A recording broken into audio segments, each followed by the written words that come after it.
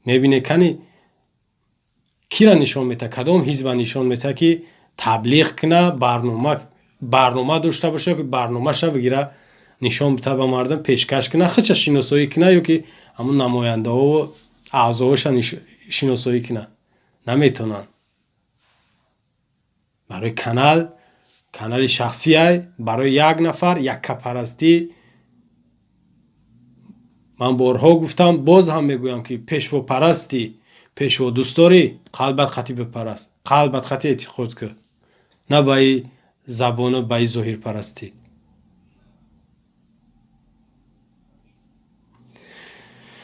در اینجا صحبت به آخر میرسانم دوستان و هموطنان. انشاءالله با صحبت ها دوام دارد. در آینده در صحبت های دیگر موضوع ها و برنامه های دیگر را پیشکش شما می نماییم.